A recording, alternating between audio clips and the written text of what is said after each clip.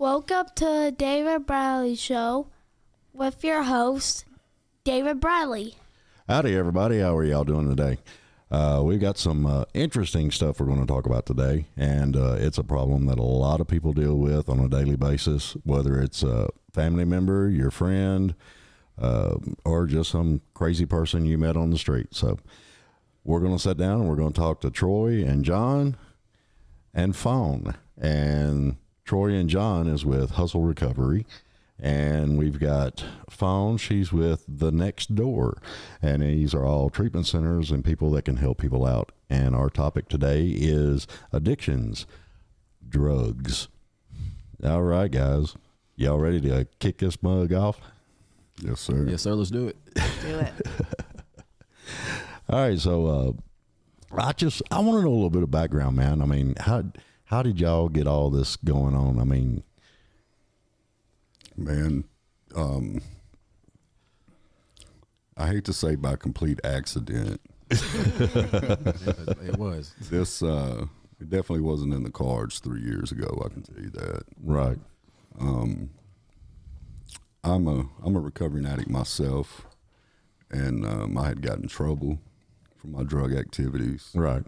I was actually on trial and scared to death that I was about to go to prison. So I got myself into rehab. I got back to, I went to rehab down in South Arkansas, where I'm from. Okay. Yeah, because your tone is more deeper south than it is up here in Tennessee. I've been here in Tennessee for about 20 years, but I was born and raised in South Arkansas, northern Louisiana. And nobody rubbed off on you? You didn't pop it up a little bit, or? All right. Early in my recovery, I lost a good friend of mine to a fentanyl overdose. Man, that shit is bad. It's everywhere, you know. Yeah, actually, it's the number one cause of death now for people ages 18 to 45 in the United States. We lost over 107,000 people to overdose deaths last year. Man, that's the same as one of these big airplanes crashing in 3 days. Yeah, and killing everybody on board. Man, that's heartbreaking. Yes, sir. I mean, to me, it's just it's a useless waste of life, man. I mean, I've got friends that have, back in the day when I was younger, I mean, we tried a lot of things and done a lot of things, and some people grow out of it, some people move on with it, but you guys are helping the people that just they just can't get away from it, and I think that's something, Yeah. Well, back in the day, I was the same way. I could actually go out and try some drugs on the weekends, and it wouldn't kill me. Right. Nowadays, if you just try it, it'll probably kill you. Right. Yeah. It's in everything, It's in marijuana. They're putting it in. I mean, if you're doing any kind of drug out there, I drug test these guys, a lot, and everything is coming back with fentanyl in it. So Yeah. It's scary, So how do people seek y'all out, or I mean, just how does the whole process go? I mean, that's something I've always been curious about. I've tried to help people before and told them always, you need to go to a treatment center, you need to go here, you need to go there. Is it family member contact you, or how does it work? Usually it's the struggling addict that'll get in touch with us. Yeah. Because nobody's going to go suggest, if you suggest, when people suggest that I go to rehab, I'm not going to go. I have to be ready to go. You know what I mean? Yeah. And that was my big, nobody ever told me to go to rehab. Right. At one time when I was younger, I probably should have, because dude, if you seen me, there was weed, there was a trunk full of beer in a cooler, and I had friends, we made some stuff one time, and yeah, it was called Hunch Punch, and it would put it to you quick, but yeah, that's just crazy. So we have Kim, who does a lot of our intakes and stuff. So we really don't do a lot of networking stuff like that. It's just word of mouth. Yeah. Addict will call, hey man, I need help. You know, I'm out here on the streets, or I'm at my mom's mansion. You know, it doesn't discriminate. It's everybody and anybody. So, Well, that's what I've told people before. You know, it just because, I mean, a lot of times you see these pictures on the internet and stuff like that of people ODing in their cars and stuff like that, and everybody thinks it's just these, you know, stupid redneck people that are doing it. And I tell them all, man, you would be surprised what, you know, little Tommy's doing in that $300 million house, right, you know? right. And that's something I've always wanted to get across too. I mean, it doesn't matter who, what, when, where. Somebody, you're going to know somebody. Somebody's going to be bad. Yeah. So what all y'all do, I mean, as far as helping them out? So we do a few different things. The way we got this thing started was we kind of accidentally created a navigation model to steer people towards treatment centers. Right. Like I was saying, it kind of all started on May the 1st of 2020. A friend of mine named Josh Bartley passed away of an overdose, and his mother, Miss Judy, called me. Now, was that in a fentanyl or? It was fentanyl. It was fentanyl. Yeah. And it was actually laced into another drug, methamphetamines. So when she called me that morning, like I said, I was in early recovery at the time. And I don't know if I was led by the Spirit or if it just kind of hit different or what it was, but I put this post on Facebook that basically said, look, man, if you're struggling with this, you don't have to die. Yeah. There are people out here that will help you. Oh, yeah. And if you don't know where to find help, here's my phone number. And I put it on Facebook, and I said, I'll help you. I went on to talk a little bit about Josh and what his family was going through, because he left behind a 4-month-old son, a 14-year-old daughter, and a wife that loved him, you know. Yeah. And at the end of that post, I said, if you're reading this, would you please share it? Right. Maybe we can reach some of your friends and family, and they don't have to die the way he did. I kind of feel like this is where my God showed up, because that post took off. Yeah. It was shared hundreds of times over the next few months. About the 20th day I had it up, my phone starts to ring. And it's people I've never met in my life that are like, hey, a friend of mine or my cousin or someone shared this post and said you can get people into rehab. Kind of like you got your calling right there, man. Yeah. And I was like, oh, God, is that what I said? Because I don't know how to get anybody into rehab. I had to literally go back and look at the post, because what I had in mind at the time was just I could take you to a 12-step meeting with me, or, you know, we could have coffee and talk about it. I had no clue how to get anybody into rehab. I'd barely gotten myself into rehab. Right. So this was in May of 2020, and we happened to be quarantined at the time. This was the beginning of the pandemic. So basically what I did is I got a group of my friends together that were in recovery as well, and we just started Googling facilities. Yeah. I think we contacted every treatment facility within a 200-mile radius of Nashville over the next couple of weeks. Now, I've had some people tell me that you contact these people, and half the time they're full up. They can't do nothing for you. That's absolutely correct. 100%. Which is where we fill the gap. What we would do is when these people would answer the phone, I would say, hey, my name is Troy. I'm a recovering addict, and I'm tired of watching my friends die. Right. Could you please tell me the procedures to get someone into this facility? We basically just sat there with notebooks, and we would write the name of the facility across the top of the paper and just start taking notes. What's the criteria? What kind of insurance do they take? Are they grant funded? Like any kind of information we thought we needed to know. We filled up about three subject notebooks doing that. You fast forward 2.5 years to today, we work with over 40 different treatment facilities, over 100 different sober living houses. We've been able to get over 1,700 people placed in treatment in the last 2 years since we started tracking it. Yeah. But we don't stop there. We once we facilitate your admission into a treatment facility, we're coming to get you. And it doesn't matter to us where you're at. You could be in a trap house, in jail, or fighting with your baby's mama in the front yard. It Right. don't matter to us. We're coming to get you. So y'all just physically, literally go and pick them up. Yeah. So Yes, sir. don't call us unless you're ready to go to rehab. Well, I mean, I was sitting there thinking, man, I know there's some damn fighting going on or something, and getting them people in the car. Well, usually when they call us, they're at their rock bottom. They're out of money. They're dope sick. They're ready. Yeah. Or they're incarcerated. We work with 14 different counties helping with furloughs to get people out of jail and into treatment centers because they're just not getting the treatment that they need. Right. The best way I know to make an addict relapse is to put them under stress. And what's more stressful than sitting in jail? Well, yeah, but I think sitting in jail too, you've got the added stress of, mama's calling, how about baby, when you getting out and all this other stuff, or your wife, and then you've got that added stress of how in the hell am I going to pay the bills? How am I going to feed my kid? Right. A lot of people, don't really realize what all goes through a guy's head when he's sitting there in jail. Right.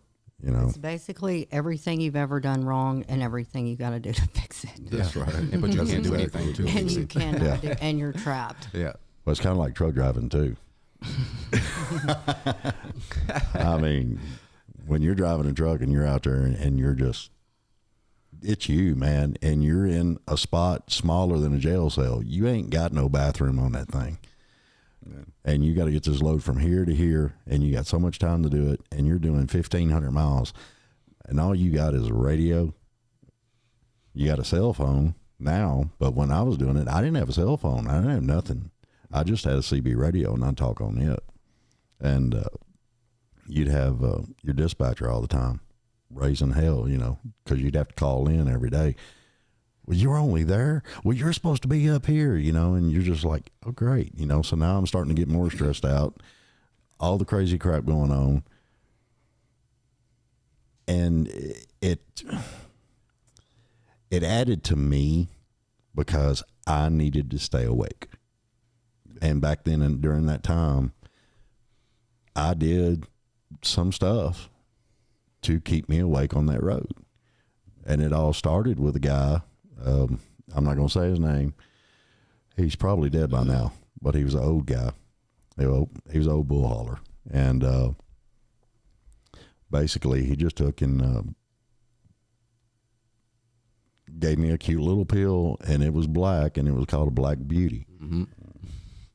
And, I just stayed up for 18 hours. I'm doing pretty good. Right. I made a lot of miles up, man, Yeah. But, we a lot of times we use drugs as performance enhancers. Yeah. yeah, And it goes back to that feeling of not being enough. right. So we need something more to make us feel like we're enough or to be able to perform better.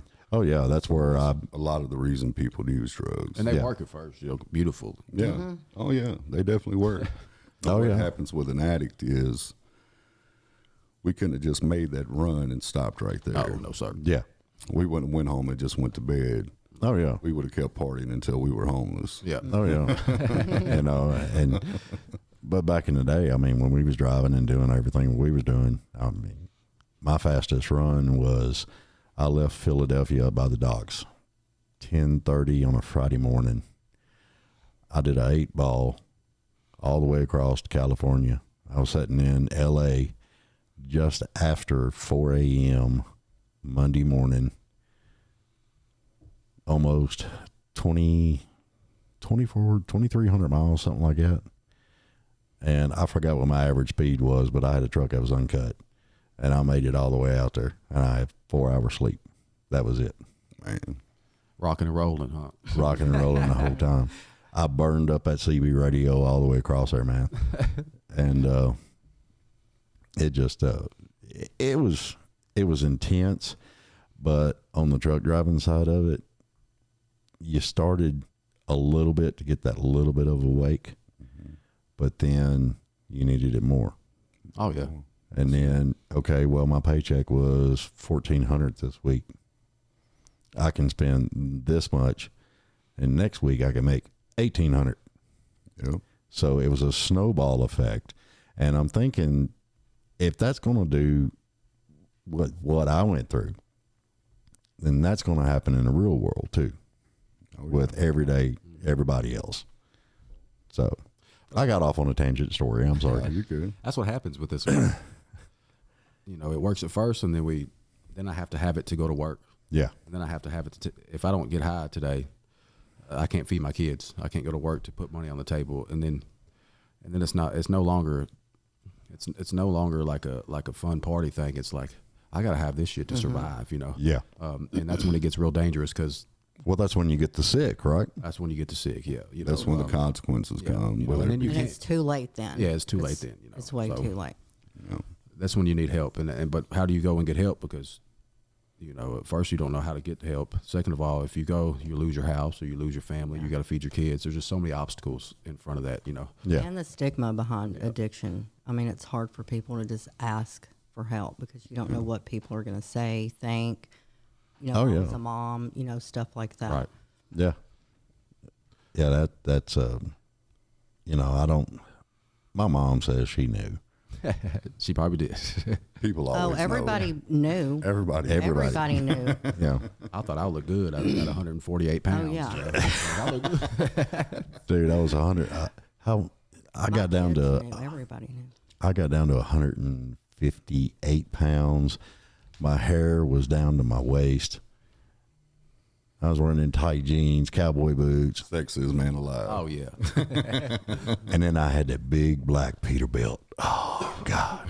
And that some bitch run 132 mile an hour.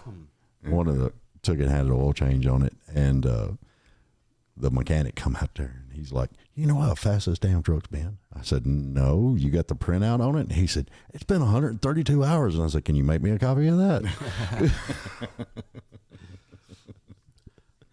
But I think in today's land, the stigma's kind of getting, because it's happening to everybody's kids, you know. Well, you're seeing it everywhere, and the whole fentanyl thing, you know. Yeah. I mean, even the U.S. government is telling, you know, the other part of the government, look, we got a buttload of this crap coming across. And now, you know, I've been out of that stuff for 20, 22, 23 years, something like that. And I could just imagine now, because like you said, you know, it was mixed into something else. And are they using it to like cut stuff with it? And, Yeah. Well, what it does is the addictive qualities, it gets you addicted really quickly because it has such a harsh. The level is so high. yeah. So cheap. Yeah. That's Yeah. the kicker. It's cheap as hell. Yeah. Well, that's why I was curious about how much it was going to cost. What did they say last night? I think they said 2,000 a kilo. You can turn it for two And and a half heroin million. is like 30,000. 30,000 a kilo. And then you can make like buku's more. Yeah, you can than cut what- it and a stretch million it, different you know? ways. And see, that's where I think a lot of people are looking at it's becoming more noticeable with people and everything else, especially when, you know, Nikki Sixx come out with that heroin diaries. And, I mean, hell, he beat it. Oh, it's beatable. It's beatable for sure. I mean, hey, you know, it's I'm beatable. living proof. Yeah, I never did a needle in my arm. I'm not ever going to do that. Did y'all have problems with stuff like that? Yeah. You know, the ones that come in to you, or Yeah. are they like full blown? Oh, yeah. Yeah. Oh, yeah. About probably what 70% of people we deal with, they're indigent off the streets. IV users. Yeah. Yeah, IV users. I was an IV user myself for I was probably addicted from 15 to 20 years. I think probably 7 or 8 of it I used a needle. Yeah. So, you know, it's a whole nother addiction in itself, you know. Well, that's what, and a lot of people don't understand that, you know. Yeah, it's a whole nother monster. You know what I'm saying? It's an evil freaking monster, man. So, Fawn, you're at a different place. Yes, I'm at a women's facility called The Next Door. So they just do women at all. Just That's it. women. Okay. We do pregnant women. We detox women. We do residential. We do PHP and IOP, and then offer aftercare for that. Now, what goes into the aftercare? Aftercare is where they So there's RCC, which is a MAP program where they would come once a week, get their meds, do a class, and then we offer aftercare on Wednesday nights for like alumni Okay. So they come in and for an hour, and it's kind of like a meeting, but not like a traditional 12-step meeting. It's more like a check-in topic kind of thing. right. Now, are most of the counselors and stuff down there, are they recovering or? So I'm a CPRS, and you have to be in recovery from mental or drug abuse.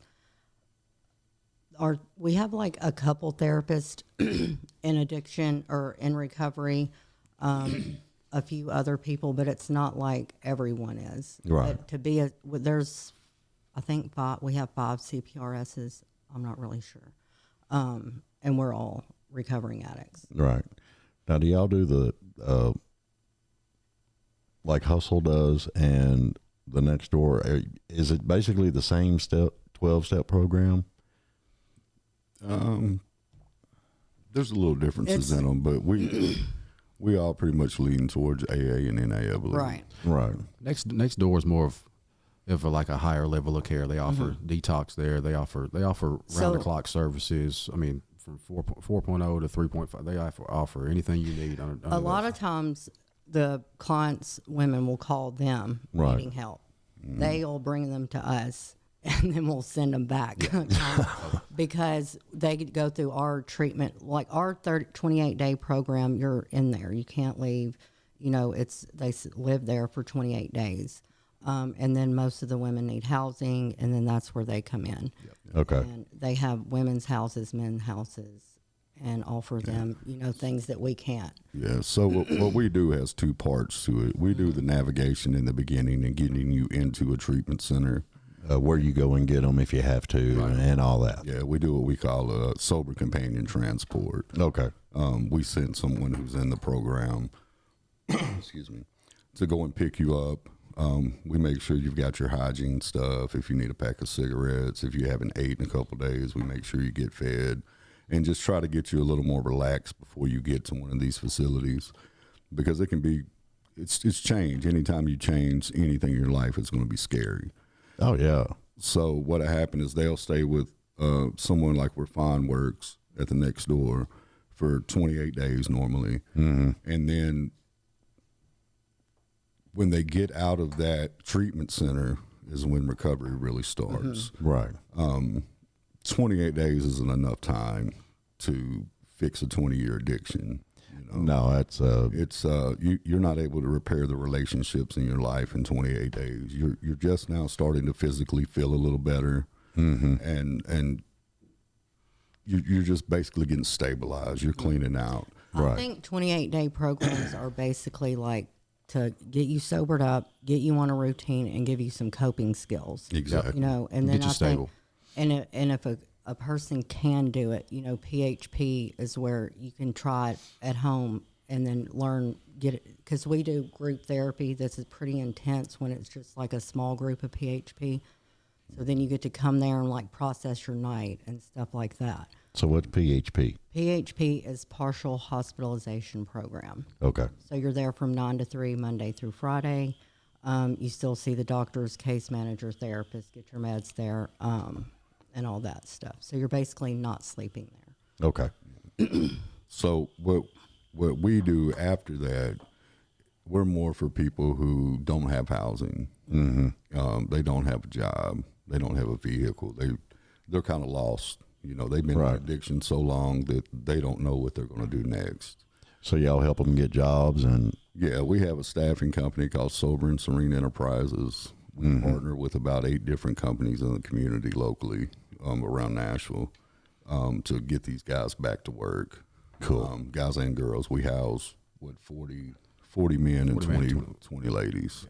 So I think that's a big step, just getting somebody back out there in the job force. Yeah, it's really pretty important. Everybody needs a purpose like that, when they first. It's good to get them to work, Yeah. Get them out of their head, because us addicts, if we get in our head too long, it's never good, So Yeah. We usually keep people for about 6 months once they leave a 28-day treatment program. That way, when they leave us, they're set up with a job. They got a head full of recovery. They're working through the 12 steps, and they got a little money in the bank. Right.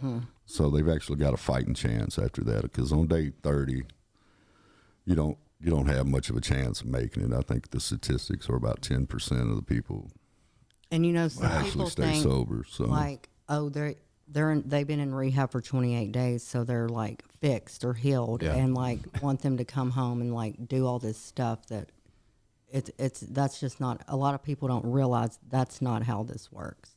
Well, to me, I mean, and this is a lot of things that I talk about are things that I think other people would say, and to me, a lot of people are like, okay, well, he's went to the rehab, he's come home, everything's good now, and that's where you get so many other relapses. Mm-hmm. I got a phone call. How about that? You get pressure from the family, or job or stuff like that. It's just well, a lot of times your family could be your trigger. Yeah. Well, yeah. I mean, Or that might be the root of your trauma that caused your addiction in the first right. place. yeah. Just because the family member in the other household you're going to doesn't mean it's a good environment. right, For you, right. Well, a lot of the women we have, they have little children who is staying with somebody, and then they're making their phone call home to them, and they're like, when are you going to come home? When are you going to do this? And I just don't think so. We do offer at the next door too, like a family therapy, to try to like a session with the family to like educate them better. Sometimes families are willing to do that, and sometimes families are absolutely not willing to do. They think that that's your problem. You need to get better. So whatever. But they do suggest family counseling and Al-Anon always. But sometimes families are just not that supportive. It takes time to build those relationships. Mm-hmm.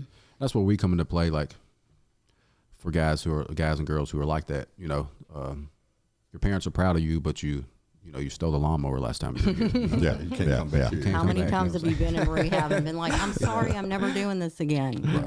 I did that. They've been hearing that for years, probably. Yeah. Yeah. It's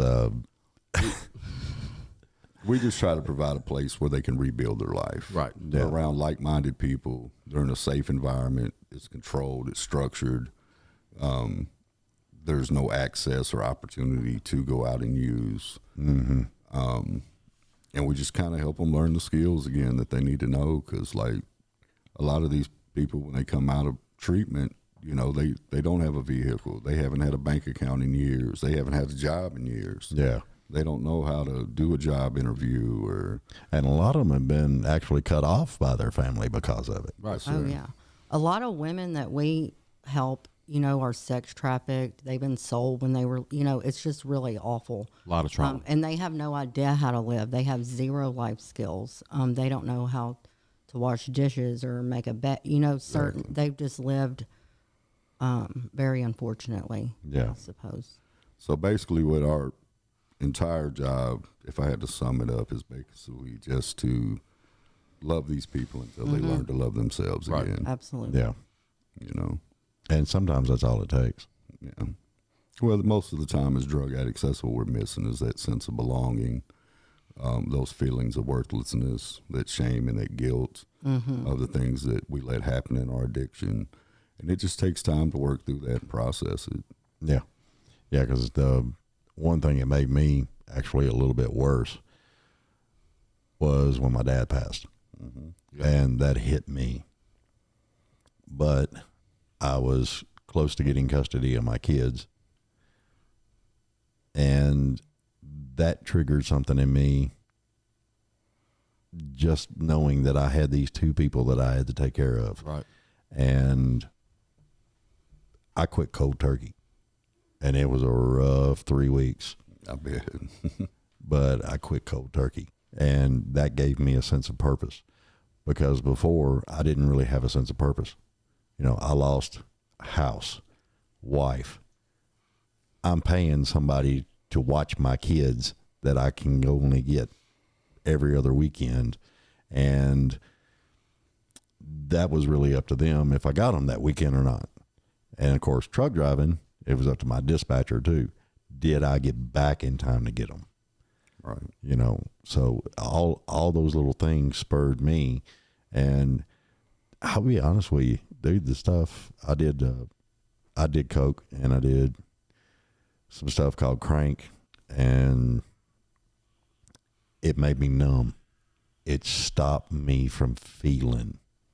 Well, that's what it's all about. Is we have feelings that we don't want to feel, and what drug addicts figured out is I can change the way I feel real quick. Oh yeah. I don't have to feel that stuff. Yeah. Well, I mean, I think they started that a long time ago with housewives. Yeah, and that's what we do in these programs is we teach people to be able to sit with their feelings, to realize that feelings are facts and they will change. And if you can just sit with them a little while, things get better. Well, just having somebody there to actually, I mean, allow you to break down. Right. You know, I mean, I don't know about y'all, but in some families, you start tearing up or you've got a problem and you're like, and then you've got, you know, somebody that you is supposed to be, you know, whether it be your mother or father or whatever, you know, and they're just like, why don't you grow the hell up? Yeah, toughen you know, tough it up, you know. And Mom then used to say, I'll give you a reason to cry. Yeah. Man. All right, Mom, well, I'm going to go out and fire one up then. Go ahead, you know. Do what you got to do.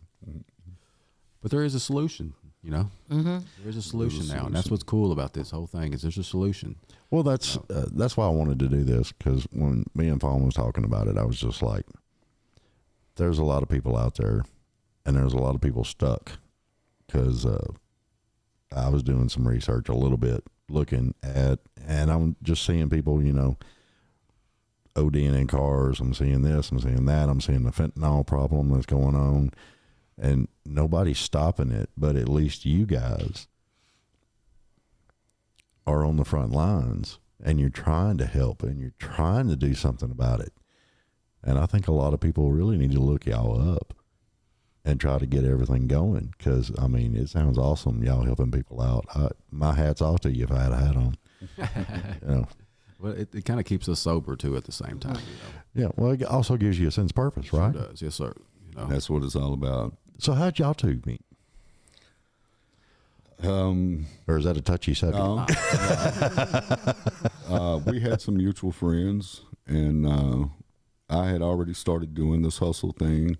Back then, we were near the organization that we are today. It was just me and the girl I was dating and a couple of friends just running around like crazy trying to get people into rehabs. Yeah.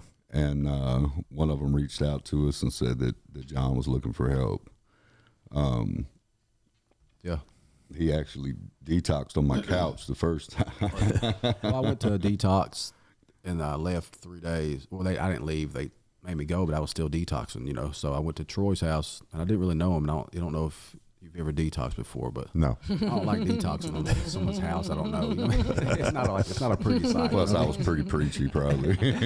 I had some random guy walking around asked me if I wanted a Mountain Dew, and I was like, God dang, man, how much money you got in your pocket? So I was like, I need to get out of here. So I went to a mutual friend of ours, Jen's house to detox. And then I think I detoxed, and I went back to jail. But I mean, me and Troy kind of ran in the same circle on the streets. We never really we knew of each other. So Yeah. never, you know, out there it's different. Like I was doing my thing, he was doing his thing, you know, but we knew of each other, you know. But it's funny how God brought us together to do this right here together, man. I mean, Yeah. I went to a halfway house or to a 90-day program. That was a free program, and I kept trying to tell Troy to come over here. And at first, Troy didn't even know if he liked me or not. I did. Well, that was my insecurities. I didn't know if you liked me or not. Yeah. I was standoffish. So, I mean, I kept inviting him to this meeting, man, and I kept getting people in rehab for him. You know, I kept on getting people in rehab a bunch for him, and just the relationship grew. You know what I mean? Hell, we live together now. I think I spend every day with him. You know what I mean? You know, unless I'm at my lady's house. You know, but Yeah. I mean, it's beautiful. You know what I mean? Something so dark and so sad of our past and our addiction has brought something so good together to where I'm gonna do this with Troy for the rest of our lives. You know, it's gonna be something. Yeah, because, I mean, in a sense, you made a brother from another mother right there. 100%, Yes, sir, man. You know, we did. 100%. Sure. You know, and once you get that bond going, dude, I mean, there's nothing you can't not accomplish, you I know. was trying to make him cry. You want me to? I can. I wouldn't try it. He cries so easily. I try to get him. Yeah, I hate that damn bear on the Snuggle commercial. No, John's probably definitely my best friend today. Yeah, definitely. Yeah. That's a good deal. We get to save a lot of lives together. Yeah. We get to sit at tables that we never thought we'd ever be able to sit at. Yeah. We make one hell of a team, that's for sure. It's a lot of fun, man. That's a good deal. We really enjoy doing what we do. So it's just it's so neat to be able to see people's lives actually change, because when we first meet them, they're so broken, they're so sad, they're lost, like, and then because we meet them right where they're at, Right. they're homeless or in a jail cell or in a hotel room, and they're dope sick and they're out of money and they just don't know where to turn to. And then we get to see them a year down the road, and they just bought that old bucket car that's getting them back and forth to work. Yeah. They got to see their kid this weekend for the first time in a year, And that's a lot of self-pride right there. it is, man. It's absolutely unbelievable the things we get to do today. It's probably the best drug I've ever done. Yeah. Yeah, That, for you sure. know. You know, Yeah, it's- it's the Yeah, best 'cause- high I've ever had. Once I got custody of my kids, I kept building. Unfortunately, women that I dated in my life tore out all to hell, but I did better, and I kept getting more prideful of, the man I was becoming, and a lot of people, like you said, when you go out and you get these people and they're at the lowest point of their life, society around them are looking so far down their noses at them, Yes, sir. and they're not even thinking about what problems this dude got anyway that has turned him to this. They just think, well, you're just a party animal and you party too hard, Definitely not it. Definitely not it.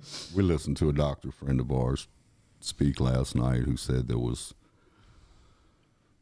three different things that cause addiction. And he talked about it kind of like a slot machine, how all the sevens line up and then the money comes out. And he said the first 7 was genetics. Yeah. And, I can definitely look back at my family tree, and I come from a long line of alcoholics and drug addicts. Me too. And then he said the second 7 that lines up is trauma. Right. And a lot of us deal with that. Just about I've never met a drug addict who did not have some trauma in his life. I've really never met a person that didn't have trauma in their life. Yeah. And then the third one was opportunity to get high, Yeah. and for a lot of us, it started right in a doctor's office. Mm-hmm. That's definitely where mine started at. I went in, I'd hurt my back at work, and before I knew it, I was being overprescribed pain pills. Oh, yeah. And it just led into more and more and more. I've heard a lot of people tell me that, once they do a certain amount, the doctors are giving them, oh, we'll take this. They're not looking at fixing the problem. They're just dumping the drugs on them. And Creating a monster. yeah, people think that, that's fine. You got a prescription for it, Yeah. Makes Makes it socially acceptable. Yeah. And that's what it is. That's That doctor last night was like talking about alcohol. He's like, you want it in pill form, or what did he say? he was saying Xanax Yeah, was the same as Xanax. alcohol. Look just in your pill cabinet form. if you're not an alcoholic. You want it in pill form or in the bottle. Yeah. Yeah, I knew a guy, dude, he was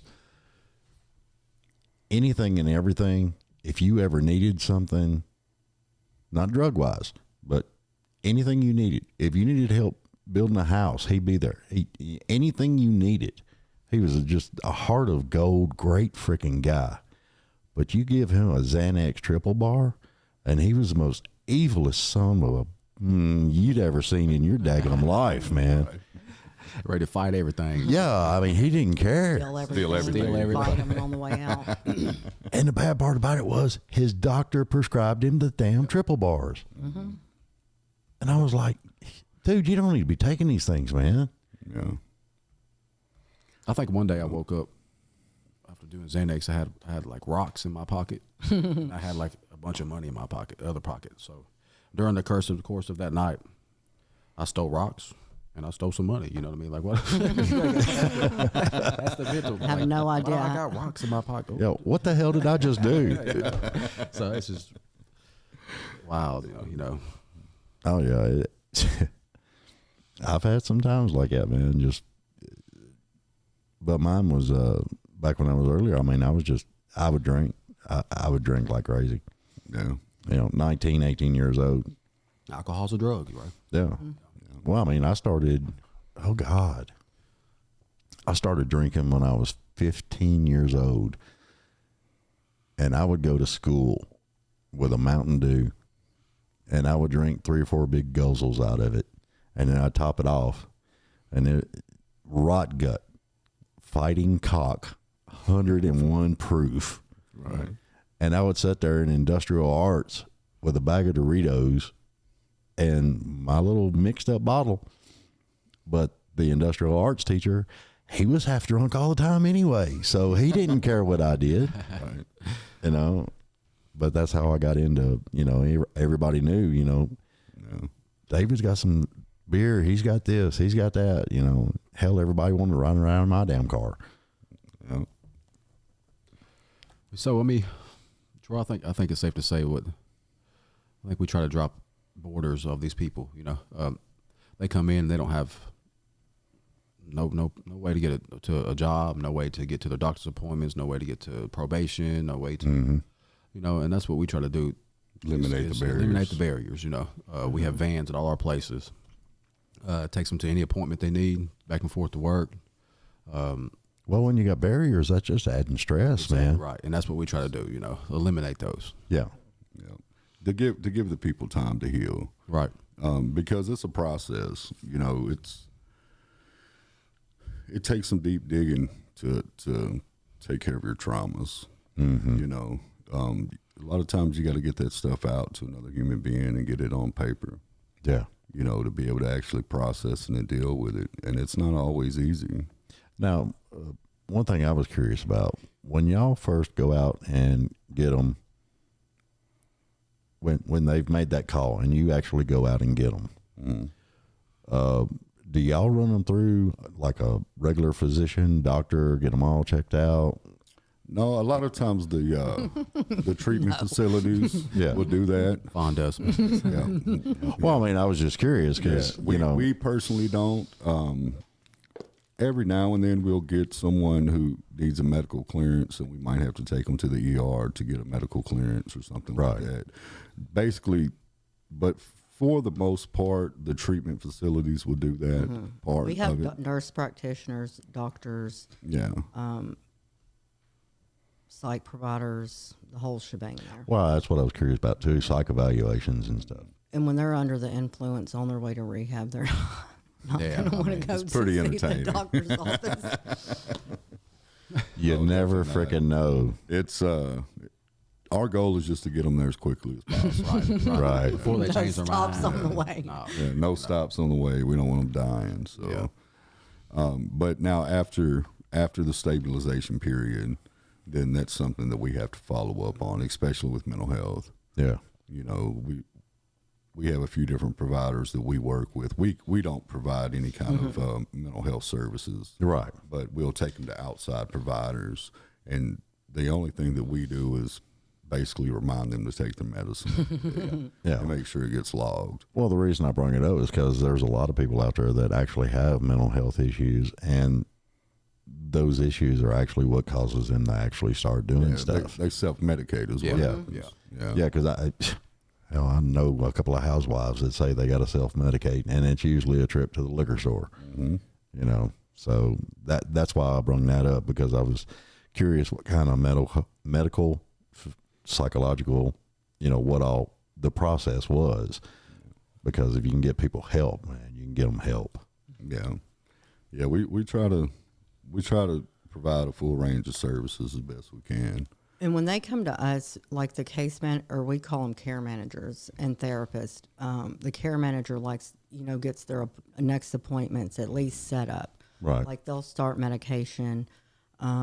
with us, and then they'll set their next appointments up so that they don't have to do it themselves. Because I hate going to appointments, much less making an appointment. So that's just something else that they don't have to do. Yeah, and usually, like when they come from the facility, we'll have a date of when their next appointment is with their psychologist or whoever they got to see for mental health, and hopefully, in a perfect world, they got at least 30 days of medications when we receive them. And then we'll continue setting up those appointments with them for the next 6 months just to kind of help them along the way. Right. Yeah. Like he said, we try to eliminate any barriers that there are to recovery. So now here's a question. And I ask this purely because I am extremely curious. Now we know Nikki Sixx wrote the book Heroin Diaries, but nobody ever tells what that person goes through to get off that specific drug. And as far as I know, it's probably one of the most addictive, life-shattering drugs besides fentanyl, because fentanyl will kill you quick. But the heroin is the one that is, I think, is probably the most worst because of the addictive qualities of it, the sickness if you don't have it, and everything else. I mean, y'all been through it. Can you elaborate a little bit? Kind of tell me, because I'm curious, what goes through your head, what goes through your body, what is the big thing? What For me, I don't know. Pandas was probably the worst to come off for me. Heroin was. I never detoxed in like a detox. I always detoxed in jail. Right. So I got the full effect. Cold floor. The hard way. It was the great ones. Right. So I mean, they're all a little different. Fentanyl's really bad. I'm not gonna lie to you. Fentanyl's really bad. Fentanyl's more of like a body. I'm not puking a bunch. My stomach's not really crazy tore up, but my body is aching, like my bones. I don't sleep. I think I was in jail one time coming off after a run. I think I stayed up for 5 or 6 days. Didn't eat a drop of food. Couldn't sleep. In the bed, out the bed, in the bed, out the bed. Just my body was aching so bad I couldn't sleep. Fentanyl's pretty bad. It's not as long as of like a Opana withdrawal, but it's Suboxone's pretty bad too. I'm not gonna lie to you. Suboxone's not good either. What is Suboxone? Honestly, I haven't heard of it. So Suboxone's a medicine that we administer to help with the detox. To help. Now some people do it long term as a MAP program. Maintenance, but mainly it's used to help me detox if I was going to next door. They give me small doses to help me like a taper to come off. It really does ease I've never done it before like that, but it really does ease the withdrawal from it. But it's a scary thing. You feel like you're gonna die. You want to die. I never died from it, but it's like the flu times 67. It's about what it's like. I mean, seriously, you're running fevers, you're shaking. I mean, it's nothing. Cold chills, man, sweats. It's you're hot, sweating. It's body aching. It's nothing. That's why people get so scared to death. Like, people get so scared, they'll do anything to get that fixed because they do not want to be sick, and I've been that person before, like whatever I need to do to get my high, that's what I'm finna go do, I can't be sick. Cause like I said earlier, when you get to that far in your addiction, you have to go to work. You have to feed your kids. You have to pay your car note. You have to function and you can't function when you're dope sick. So, whatever you got to do to get that, you're going to do that, cause if not, you're going to tumble, you know what I mean? So you just crash. Yeah, you know what I'm saying? So, and you can't afford that if you have a family or something like that, so you just do whatever you can to get that and stay up on it, Yeah. And then the psychological part of it too is pretty rough. Yeah. Just the obsession of wanting to still use. Well, it's like the cravings. Yeah, that's what I was going to say. It's like a craving that you just can't satisfy no matter what you do. I mean, it literally feels like your insides are eating themselves until you can get that next opiate in you. Yeah. And as soon as you do it, it kind of feels like all that pain just melts away, Okay. you know. And unfortunately for these people, they got to go through it to get through it, Yep. Yeah. you know. And that's, like you said, that's what scares a lot of people from going into treatment, is that they don't want to go through it. Because Well, sometimes I mean, it can last. And with Weeks. fentanyl, it lasts. So we won't give you Suboxone until you have a clean drug test. Because if you do it with fentanyl, you'll get a precipitated withdrawal, and you'll be out the door. But it's like there's this time where they're not having anything, and they're just waiting to get the taper. And that's the real big danger zone, because they're gonna, you know, are they gonna stick it out and wait, Right. or are they gonna leave? Like- you know. You got to want it, stick it out. You- Sure. yeah. You got to be sick, you know. Like Suboxone's not gonna. You're still gonna be dope sick. Right. You know what I mean? Yeah. And, It's and just gonna take the edge off. it's just a gonna take the edge off. You know, you're still gonna be uncomfortable. You're still gonna be moving. You're still gonna be shaking. You're still gonna hurt a little bit, but it does take the edge off. It allows you to kind of sleep, if that makes any sense. You know? Right. Well, kind of just the way you describe it, it makes me think that it's kind of like you've worked your ass off for 20 something hours and you're just bone dead tired. Am I close to that, or No. No. no? No. I mean, that's what I'm sitting here thinking. And this is what other people think, man. Yeah, it's a And lot that's what I'm. worse. It's a lot worse. Yeah. It's So you feel like that, but you can't sleep, Right. and you're in pain, and you're And your brain is telling you to go do something. high. Yeah, you're go like, get better. Go go, get you better. know. it's an obsessive thought that will not stop. your It's on skin's the While you're ground. feeling like shit. Yeah. Yeah, and you know if you can just do Just a bump. Just a yeah. bump. just a bump. It'll Will go feel so away. much better. it'll- You know. yeah, Yeah. then it's followed by the worst feeling in the world. Oh man. It's I see a lot it's of people. horrible, man. A lot of people don't understand that. They just think you should stop. No, he's not just. Or- about yeah. Oh God, I've heard that 1,000 times. Well, you know, and it becomes part of an instinct in your brain. You can't just stop. No. If these people could just stop, they would. Yeah. But your brain, once you use a hard drug for a while, your brain is actually wired differently. Yeah. Like literally, physically, your what do they call them? Neural pathways. Your neural pathways are wired a different way. Yeah.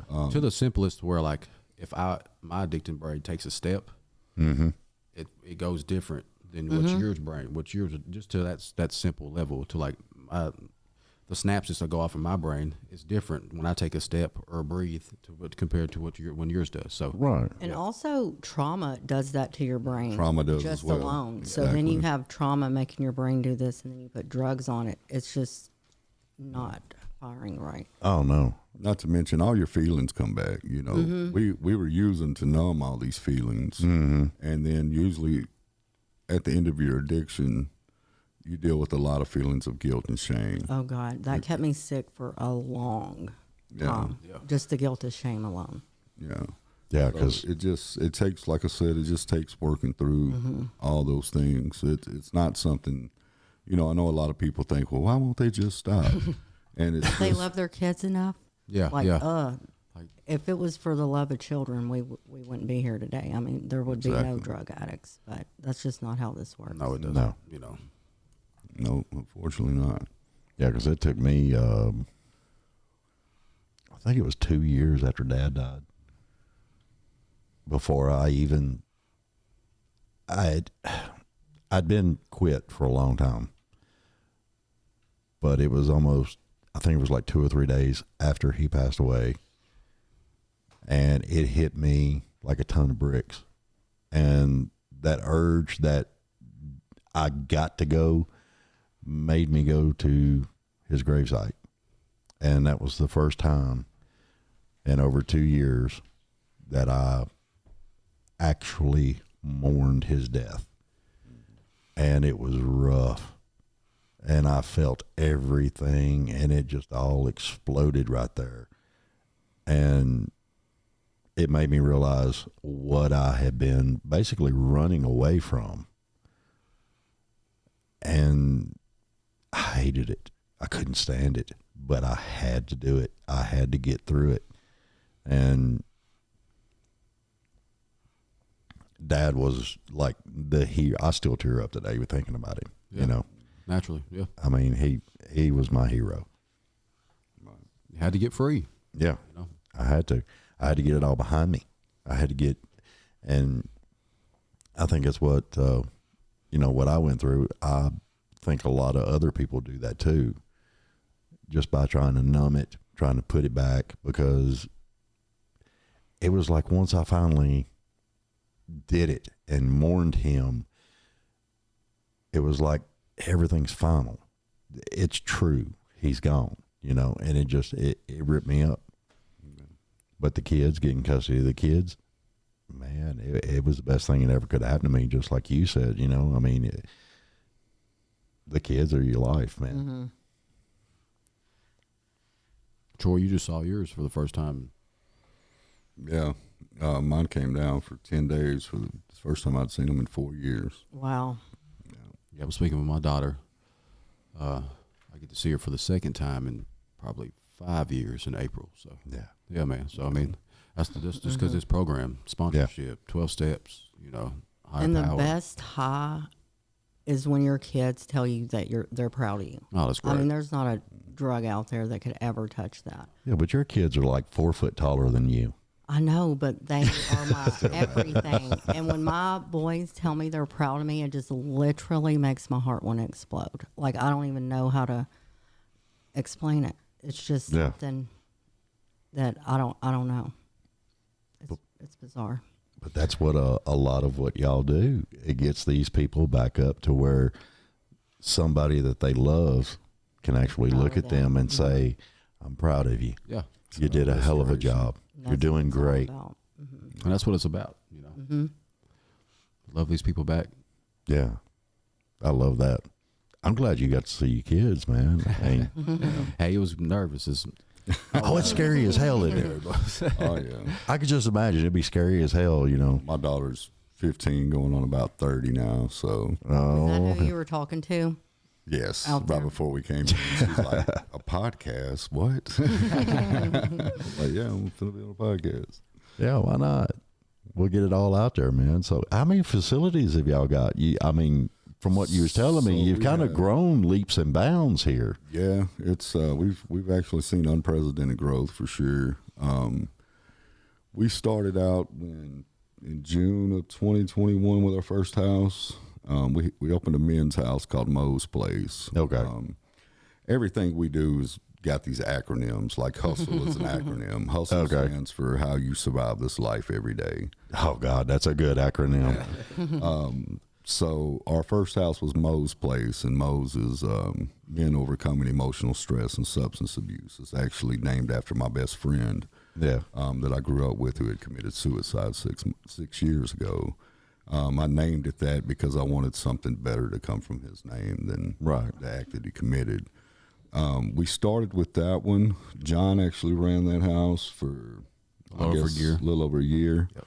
And then we just started expanding pretty quickly. We now have 3 houses over in Antioch, which is South Nashville there, and then we have a big facility in Jolton, Tennessee, where we house 32 men, and then a women's facility in Ashland City that houses 10. So, yeah, we're up to 70 beds now. Oh man, that's awesome. Yeah, we house 70 people in early recovery. One of our houses we were actually using as like a bridge to treatment. What happens sometimes is these guys will call and I can get you in a bed, but I can't get you there until Wednesday. Right. Yeah. And you're in a hotel room using fentanyl. You might not make it until Wednesday. So if you're willing to go today, I'm going to come and get you. So we have a house that is just for what we call respite housing or short-term housing. Right. Where we can kind of bridge the gap there until you can get into a bed. So that's the latest house that we just opened up. That's awesome. Yeah. And plans for more expansion. Yeah. And stuff is on the horizon. So Yeah, shout out to Aaron Ham for we love that dude, Yeah. Yeah, the guy that he actually owned the program that John went through. Yeah.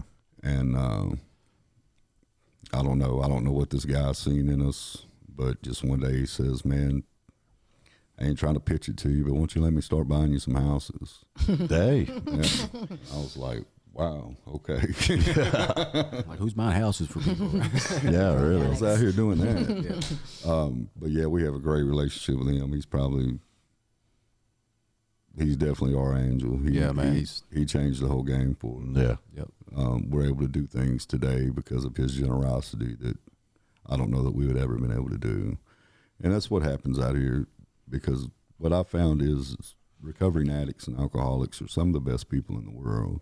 Oh, yeah. They're empathetic people because they've been there, and they don't want to see other people go through the pain that they went through. Yeah. When you've been through the kind of traumas that we have in addiction, you can literally feel someone else's pain. 100%. You know, Yeah. and he's, like I said, when he stepped in, we were just doing the navigation part, and now today we have the opportunity to help 70 people in recovery. So, Man, I just think it's awesome what y'all doing. I really do. You know, it's a lot of people don't get the help that they need. And like I said earlier, you know, a lot of people just look down their nose, you know, you're filthy, you're nasty, you're dirty. They don't even want to anything, much less, you know. And then y'all put that out there, and I mean, that Facebook post that you did was, you know, like a little godsend slap you upside the head, you know. definitely was. Here's your moment, dude. Make me proud. I'm definitely trying to be obedient, that's for sure. Oh, yeah. I don't blame you. This arm is getting on my nerves. Anyway, so how do people actually... Now, I know they get in touch with you and all that. How do they get in touch with you? Well, they can find us on our Facebook page, Hustle Recovery INC, or they can actually even call us. Okay. They can call Kim. Her number is 629-899-1001. All right. Or they can reach me on my cell phone, which is 615-568-5699. Sweet. You know, and just hearing that, people will be like, dude, this guy cares. Yeah. He's giving his number out. Yeah. They can call me too. 615-617-7530. All right. And what I'll do before I upload the show and everything, there's a little section where I can put everything about y'all and phone, and then I'll add those phone numbers in. So anybody that sees this show and thinks, well, you know, little Bubba needs some help. Yeah. Okay, well, guess what? Here's the info. It's available. Y'all can get little Bubba help. Yep. And we're not just like Nashville. There, you know, we literally go transport from Chattanooga, Knoxville, Memphis, Johnson City. Well, that's what I was going to ask. What, you know, area range y'all were doing? everywhere. I mean, we've went to Mississippi to pick people up. We've flown people in from Florida, Bus tickets from New York, Chicago. I mean, Texas. Yeah, I mean, literally, you know, you call us, we're gonna find a way for you to get in. With insurance, without insurance, it doesn't matter. You know, Yeah. we have places we work with that'll help out. Yeah, I think Texas would be overrun with stuff by now because everything's coming over that border. Yeah. Yeah, they got a real problem down there like the rest of us do, that's for sure. Yeah. Well, that's, for some reason, there's a main little line highway, and it comes right through Nashville. That's crazy. Yeah. It's a distribution hub for sure. You having fun over there? I'm having a blast.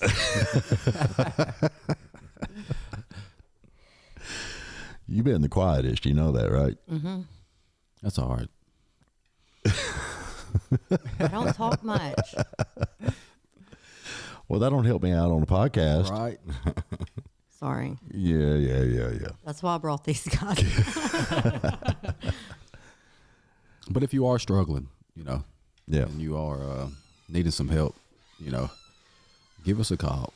We'll be able to find something for you. That's what we have. That's what we do, you know, for a living. Is we've both quit our jobs. We were both making more money than we're making right now. Yeah. Doing our jobs, you know, A lot more. But I mean, it's not about that, you know. And this is what we do 24/7 is get people in treatment and take people to treatment and help the people in our houses. So, well, that's what I was going to ask too, because were y'all actually on call 24/7? Yes. oh yeah, You know, 7 because days a week. some people do it in the middle of the night. You know. I think I've missed probably 5 or 6. You know, not people, you know, but just relating to recovery calls. You know. Yeah. And that's good. I mean, Yeah, and there's no fee for what we do. No.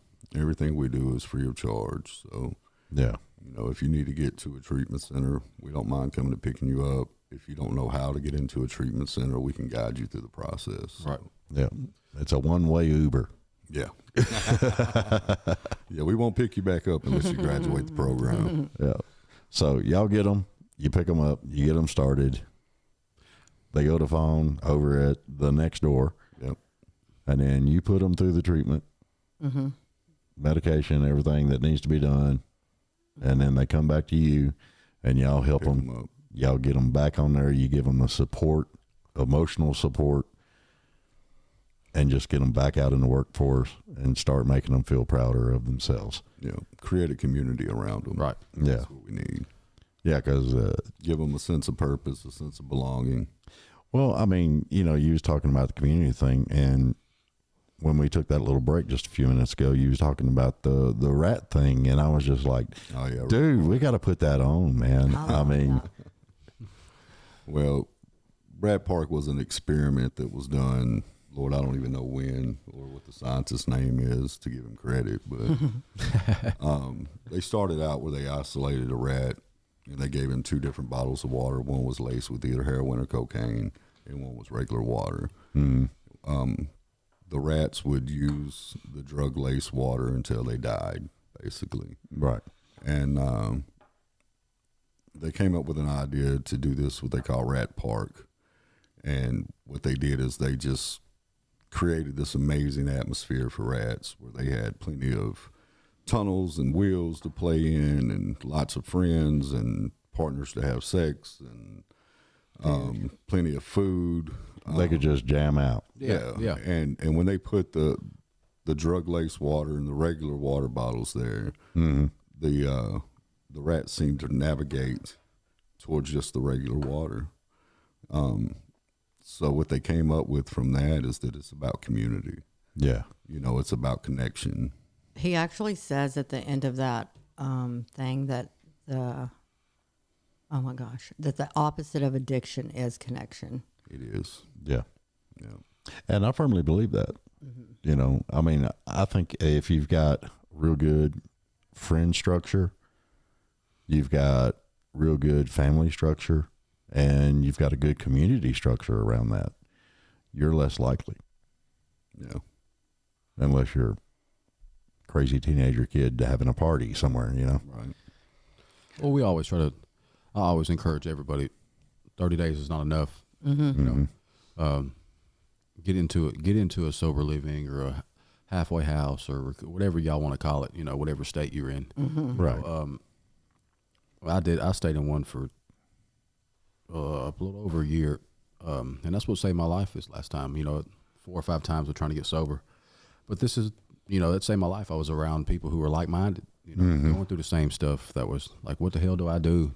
How do I have fun? You know, Yeah. I'm so used to Fridays and Saturdays, you know, I mean, my whole life revolved. I didn't work or nothing. It just revolved around getting and using and finding ways to get high, you know. Yeah, just get fried for the weekend. For my whole life, really. You know what I mean? So it wasn't no work or nothing. You know, definitely the last 5-6 years of my addiction. But this and the people in the sober living house was going through the same stuff. You know, we had to learn how to have fun. We had to learn how to deal with these feelings and these emotions that we were getting back. Now, in those houses and everything, did you get like other people that were in the houses? Did y'all get more like a little bit of a community thing going, like a buddy system? So there's curfews, you know. There's 5 meetings a week you got to make. You got to get a job. You got to just traditional sober living, you know, pay your rent.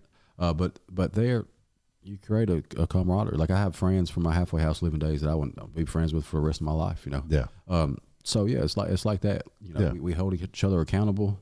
We deal with, you know, when someone's girlfriend goes back out or, cheats on them or something, or just when life happens, you have a whole community of your friends to fall back on that love you and know that, hey. There's a gray area of recovery I don't think people talk about a lot, because the real work doesn't start until you leave like our facility and go to them. Right. And so then you're in limbo of like, you hear all these people in the rooms talking about, oh, life is great, I'm happy, joyous, and free, yada, yada, yada, but you're not feeling that way yet. So when you're in that environment, those guys can lift you up and hold you accountable, and follow certain rules, and then get you until you start feeling that happy, joyous, and free kind of thing that happens after you've worked on yourself a little bit. Yeah, But I think people don't talk about that gray area a lot, because a lot of people give up before they get that feeling. the that the feel literature goods. talks about. Yeah. Well, yeah, because a lot of people do that 28-day thing, and then they go right out, and like I was talking about earlier, their friends and everything, they probably think, well, you did the rehab, you're good to go, Right. But drink like a beer. Like Fawn said, you got that gray area right there, man. I mean, it could go one way or the other. Oh, yeah. I don't know how many times I went to rehab, and I never did anything for my recovery when I left. And so I'm in that gray area, and I just got too miserable. I was so miserable, I just went back to what I knew made me comfortable. Right. I'll be miserable and high, but I won't be miserable and sober. Right. Oh, no. Fuck that. I didn't get sober to be miserable. Sure. Well, I mean, being miserable, period, it's just hard to deal with. It is, and that's what leads a lot of people to addiction. Yeah. Like I said before, it's just we don't like the way we feel, and we want to change the way we feel. Yeah. So until you learn to be able to sit with those feelings and let them pass, and you get the coping mechanisms that you need to be able to get through things. Yeah. Because just because you get clean doesn't mean life isn't going to show up. Mm-hmm. You're still going to have relationship problems. Your boss is still going to be an asshole. Oh, yeah. Your car's still going to break down. Like, life's still going to happen. But what this program is about is dealing with life on life's terms. And you'll intuitively know how to handle stuff. Yeah, get that toolbox, Which used to baffle you. Mm-hmm. So it really just helps you with the triggering moments is what I would think. Everything. Well, actually, it helps me with everything. Yeah. Well, because what happens is you just start to live your life in a different way. Yeah. There's certain principles that we learn in this program that we just start to live by. You find yourself being more generous. You find yourself being more humble, more honest. Mm-hmm. Showing more integrity in the way you live your life. Yeah. Doing the next right thing. Yeah, having real relationships, Yeah. Right. And slowly it just starts to change. The program. You're a good employee. You're a good mom or dad or program will start to work. Whatever. Mm-hmm. Yeah. It's People not trust you. just because we quit using drugs. Like, I had to quit stealing from Walmart. I had to go. I'm serious. I had to buy phone chargers. Just little Get stuff a like that. license I had to to drive. I had to stop cheating on my girlfriends and just the stuff like that's honestly that stuff right there will keep you sick. Yeah. And you'll end up using over it. I promise you will. So I had to clean up every bit of my life, not just the using part of my life, but every bit of it. Yeah. That makes any sense. Yeah, so And I That's never, why it makes perfect sense to me, man. I mean, I don't think a lot of people think about that. Well, you'll hear a lot of people say, like, drugs and alcohol is just a symptom of my disease. Yeah. We have, like, all this other stuff that is the big problem. Mm-hmm. And then that's just like, just a symptom. yeah, Yeah. a symptom of it. Yeah, it's a whole life change for sure, and it takes time to be able to do that. Yeah. Lots of work. but it's amazing though. Yeah. Live a great life right now. Oh yeah, and that's the whole key, man. I mean, get out there, be productive, make people proud of you. Yeah. Help Proud of yourself. Yeah, and help your fellow man out, or fellow woman, or he, she, they, it, whatever the pronouns are. But anyway, I think that would be probably the best thing to do. Is just to be able to have those feelings of being a regular, normal human being. Yeah. Yep. So that's awesome. All right. Well, I guess we're going to wrap it up a little bit, and I hope everybody maybe learned something from this. Yeah. And they definitely got your phone number now. So Can I say I love you to Lindsay? yeah. Okay. Wait a minute. Look into that camera right there. Hey, This one right here. And you just tell Lindsay, pour your heart out. you're great. I love you. She's doing her 4th step right now. So Woo, go Lindsay. yeah, Good deal. love you. All right. All right.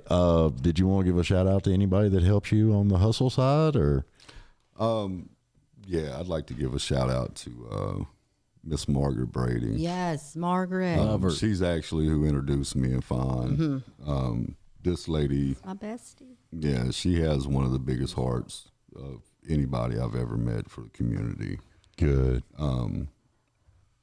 There's just so many, actually. Man, our whole AC team, and AC. Jerry and Troy Beasley and Yeah. Keith and Kim and Dee, Dee Jerry. and Jenny. Yeah, just my whole team, man. Michael. I mean, our whole team is just fantastic. We've been very, very blessed with some of the greatest people in the world Yeah, man, really that love came in to help us. caring, patient. Just want to really help some people, man. We've been blessed with some good people for sure. Some hard workers, Kim. And all this started with a Facebook post. That's it, buddy. It's nuts, man. That is crazy. Yeah. God just looked at you and said, slap. He definitely did. Yeah, He definitely did. But it's been the biggest gift I've ever had in my life. Yeah. You know, Good To be deal. able to take something that was so dark and to be able to bring light into the world with it is amazing. Yeah. and we just starting. Yeah. You know? We just started. That's for sure. Yeah, because y'all hadn't been open and running that long. So, I mean, we, that's 2.5 years Yeah. ago is when we started just getting people into treatment, and I think we've been in the housing part now for Year and a half. Year and a half, yeah. yeah. So there's a lot more to come, that's for sure. Oh, yeah. And how long have you been at Next door. the next door? I've been at the next door since June of 2020, but I was a client there in May of 2018. Okay. And you're just, no, what's your role there? I'm a CPRS, a certified peer recovery specialist. All right, cool. And y'all can get in touch with The Next Door at thenextdoor.org. And don't forget Troy's famous Facebook page. And you can go to the Hustle Recovery Inc. Facebook page, get in touch with them. Look on my end of the site, and you can find the phone numbers and all that other stuff. And I guess we're going to get out of here. I just want to say thank you, man, You're for having welcome. us on. Yeah, Appreciate it. thank you. That was, I mean, I just, I like helping people. Y'all didn't ask me if I had a shout out. yeah, Do you have a so shout out? Go ahead. Jason and Jakey, my sons, everyone knows they're my world. So yeah. Oh, yeah. Yeah, I want to give a shout out to my daughter for sure. Yeah, my Lisa. babies too. Troy and Estella and Tyler. Good deal. All right. Thank you for letting us come on. Yeah, thank you. Not a problem. And y'all are welcome back. Anything, I mean, y'all have some new developments and some new stuff, or you got some different intel on some stuff, come back and talk to it. Yeah. We definitely will, man. We'll get it out there, and we'll let it, just let people know that y'all ain't alone, man. That's it. People are here, and people can help. Right. Yeah. All right. Y'all don't forget to give us wherever it's at on my site, like, share, subscribe, whatever it is. I don't know, here, maybe here. Who knows? It all depends on what I feel like doing. And we're going to get out of here. We appreciate all of y'all. Appreciate Troy, John, and Fawn for coming and talking to us about this. And hopefully we'll have some things happen and a whole lot of people will get some help. All right. We'll see y'all later and have a good one. See ya. Bye.